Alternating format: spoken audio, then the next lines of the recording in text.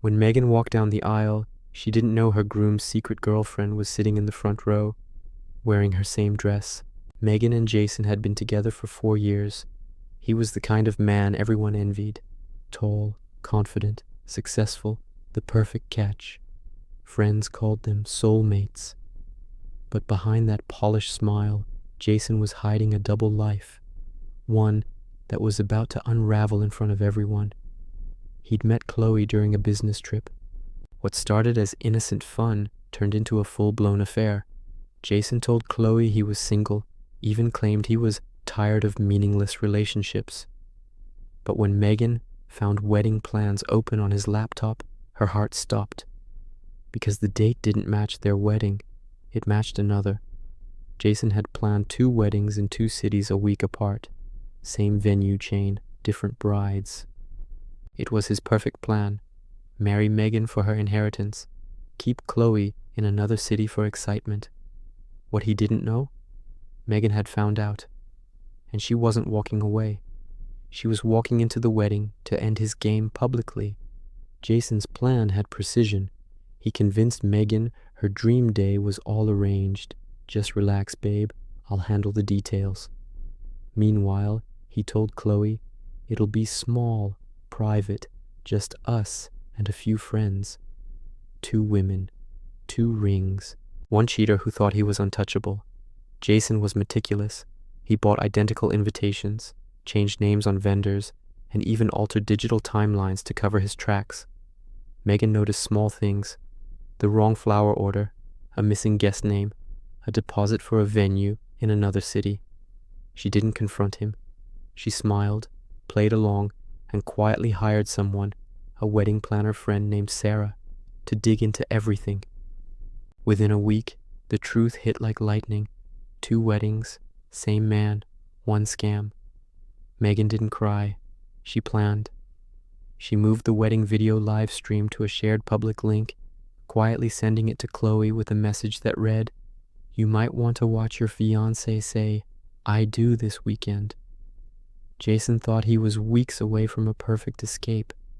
Megan knew the countdown to his public destruction had already begun. The morning of the wedding was breathtaking. The venue glimmered under soft gold light. Roses lined the aisle, and guests whispered about how lucky Megan was. Jason strutted through the crowd, beaming, shaking hands. He was living his fantasy. 2 women in love with him, neither suspecting a thing, or so he thought. As Megan stood in her dressing room, veil pinned, she stared into the mirror and whispered, "Let's finish this." Minutes later, she walked toward the aisle. But not alone. Chloe appeared at the entrance, invited by Megan herself, wearing the same wedding gown Jason had ordered for her. The guests gasped. Jason's confident grin froze mid-smile. "Megan, what is this?" he stammered. Chloe's eyes narrowed. "That's what I'd like to know. Fiancé." Every camera, every phone turned toward him. Jason's voice cracked as he tried to recover, but Megan raised her bouquet. "Oh, don't stop recording. This part's the best." The pastor hesitated. Jason reached for Megan's hand, but she stepped back. "You said this was forever," she said coldly. "Guess we just have different definitions." And that was only the beginning. After the chaos, Jason tried to regain control. He pulled Chloe aside, spinning his excuses. "She's lying, babe. She's jealous. I canceled that second wedding for you." But Megan wasn't done. She had evidence, photos, receipts, and emails proving Jason's double life. He'd drained Chloe's savings, pretending he was starting a joint business. He'd forged Megan's signature for a loan. He was a professional manipulator, but not for long.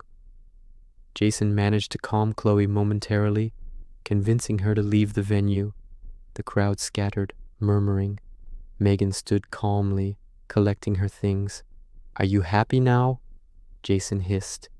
She looked at him and said, "Not yet, but you will be," because what Jason didn't realize was that the entire ceremony was still being live-streamed.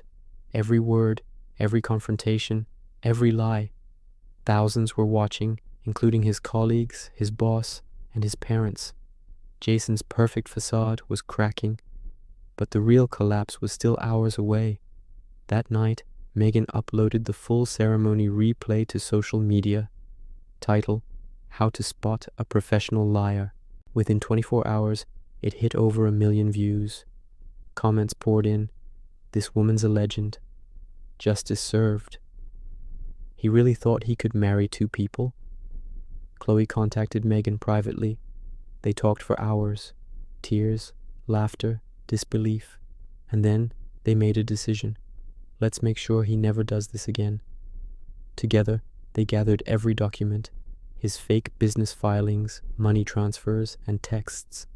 They sent them to his employer and his bank.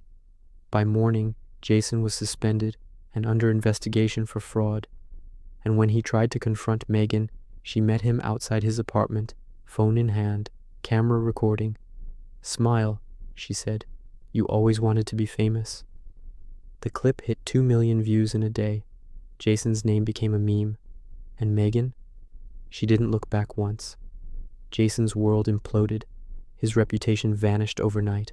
Clients cut ties, friends ghosted him, and even his family refused his calls. He tried to spin it as a misunderstanding, but the internet doesn't forgive or forget. The final blow came when Megan revealed the engagement receipts showing Dee bought 2 rings on the same day. "I guess he believed in 2 halves making a whole," she captioned. The post went viral again, millions cheering the poetic justice. Megan didn't gloat. She didn't need to. The silence of her success was louder than any revenge speech. When reporters reached out, she said only, "Some men spend their lives rehearsing lies. I just gave him the perfect stage to perform them." Jason's perfect plan had backfired so publicly that even he couldn't hide from the echo of his own deceit. Months passed. Megan moved on with grace. She used her story to start a podcast called Unmasked, helping others recognize the red flags she once ignored. It became a viral sensation, empowering, healing, raw. Chloe found peace too. They became unlikely friends, bonded not by pain, but by resilience. As for Jason, he left town quietly, his career in shambles, his ego shattered. Occasionally, fake profiles appeared online trying to defend him, but the truth always resurfaced. One night, Megan received a message: "You ruined my life." She replied simply, "No, Jason, you did." And then she blocked him, for good. Some lies are clever, some are cruel, but every lie, no matter how carefully built, carries its own collapse inside it. Jason's perfect plan wasn't ruined by luck.